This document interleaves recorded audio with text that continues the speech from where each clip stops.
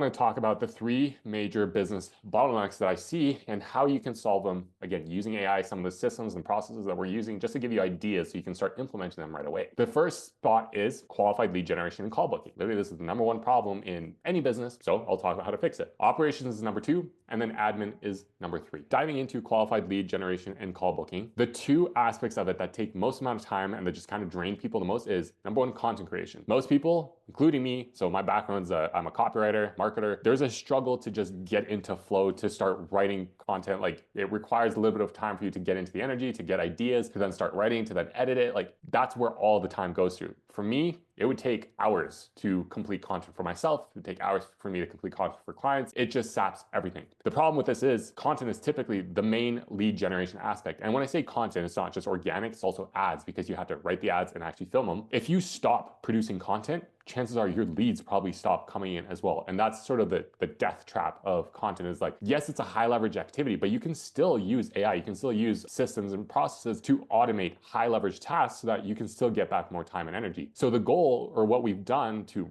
alleviate this, is we created something called the AI marketer, where basically we train a bot on the voice, the values, the beliefs, the offers, the business of our clients, and it just completely takes care of all the content. We just feed it a couple easy prompts, and then it spits out the content. Again, for me, I'm a copywriter, so I'm really picky with what actually goes to the client, what doesn't. So I'll typically sit through and actually like edit the content and then feed it back to train it. But the important part here is it eliminates the time it takes to actually get into flow, eliminates the time it takes to create ideas for the post and to write it. Basically, for me, all it does is spits it out. I now have a complete, like 80% completed product. I tweak it a bit, use it. That cuts down my time by like half. And for clients, because we're doing it, they don't have to do it anymore. Or if they are using the bot themselves, it's the exact same process. For them, they might not be as picky, so they just use it anyways. So it cuts down their time of creating content by like 95%. Call booking and conversion is the other piece of it. So qualifying leads to get on sales calls that might not be a fit. This is the biggest problem. This is where most of the time is wasted. So I want to remind you that as a founder, there are multiple different tasks that pay different hourly wages. $5 tasks, $15 tasks, $100 tasks, $5,000 tasks. Most business owners, most founders are actually taking some of these calls themselves, or they'll hire a bunch of team for it. But again, remember, team starts to take away from the margin, especially if they're like on commission basis. Like, sales teams are actually super sneaky. So one of the businesses, I literally talked to a co-founder of a multi 8-figure business,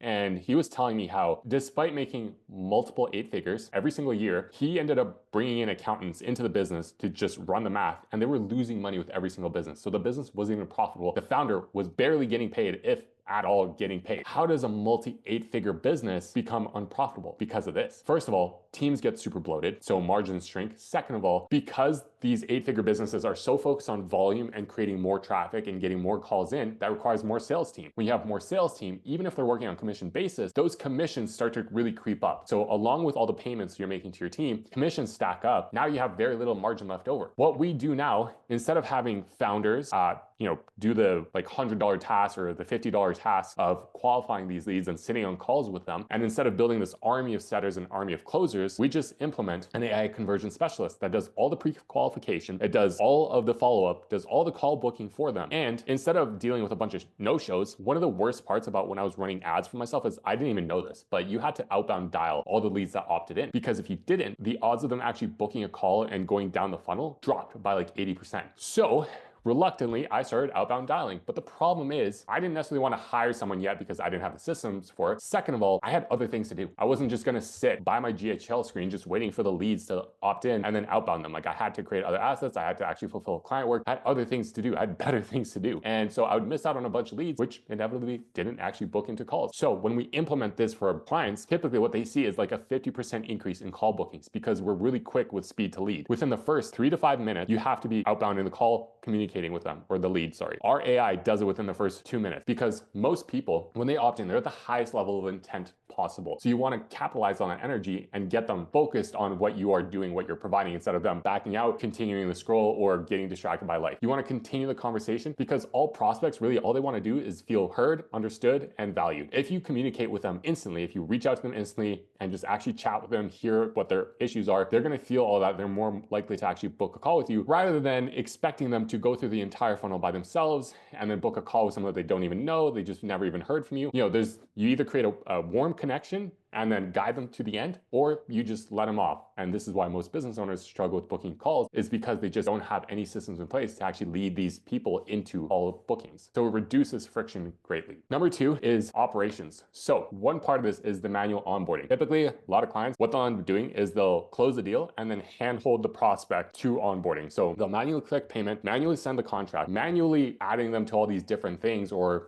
like if they're good in advance, they'll pass them off to someone else that still does everything manually. And what ends up happening is that when you close a deal, it just creates more work. I've done this myself. And subconsciously, if you don't like something, you're not going to do it. Like, smart entrepreneurs do not scale into pain. If closing more deals means more work equals more pain, you're just subconsciously going to shoot yourself in the foot. Not only that, but you also create false expectations with your client where you're always available. Now this client starts to become needy. This is where issues start to roll up. And this is where they stop kind of doing the work, because they're like, oh, I can just reach out to this guy, ask any question, and just get them to do most of the work, and then I'll just get the results. That's not how it works. Again, with this, we'll just set up a basic onboarding process automation for them where the payment goes through, and then all the steps following are now automated, where the founder, the closer, the setter doesn't even have to focus on doing anything. They get passed off to the right person. They complete all the steps and the tasks that they need to. Now this person self-onboards themselves, and we call this the automatic onboarding. They just get to where they need to be completely automatically. This reduces hours worth of just hand holding, and it reduces the amount of work that needs to go in, so you can now scale faster and further. To piggyback on this, the second part is the client delivery. So I was chatting with a prospect who was averaging 30 to 40 calls per week between sales calls and client calls. The problem though is this person would go back and forth with clients, and they had a CRM where it was like this half done for you, half coaching consulting offer, where every time the client would complete a task, it was now on him and his team to complete the rest of the process. The problem, because this guy was so busy, is sometimes he would completely miss out on the fact that the client did their part of the work. And sometimes it would take weeks for him to notice and to actually pass them off to the right team member so that they can continue the process. So this means slow fulfillment, which means bad customer experience because of slow results. Again, this is just all about creating AI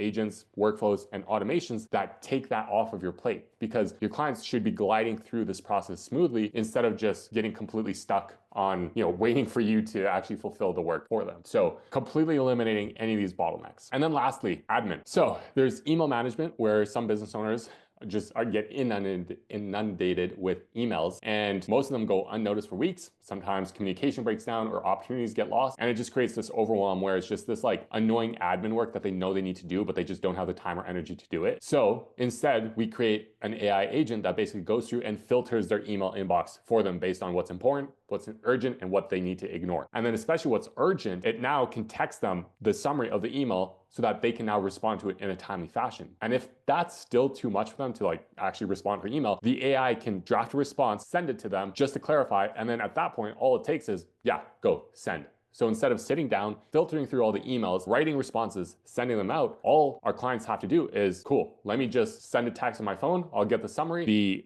replies will get filtered if that's what they want, or the replies get created. And then all they have to do is just basically approve the message, and that's it. Automating email management. If you are in your inbox managing it, this is the lowest leverage task that you could possibly be doing. That's robbing you of time from actually helping you grow the business. And then the last piece of this is hiring. So people leave. It's just natural. Assistants, sales teams, closers, setters, marketers, it does not matter. You're going to turn over some people eventually. The problem with this is it takes a lot of time to hire and train. For me, one of the biggest mistakes I made is I knew I had to fire someone. I didn't fire them. Eventually they left, and then because I was in the midst of travel, I now had to scramble to hire someone. Luckily, I was able to do it within 24 hours and find a good candidate. But even then, the training takes a long time. In fact, when I did hire that person, I actually quit a couple days later. So it just creates this mess of stress and overwhelm if you don't have any systems for hiring. And like I mentioned earlier, if you hire more people, that just means lower margins typically. So to fix this, I always recommend our clients to just have an AI first mentality.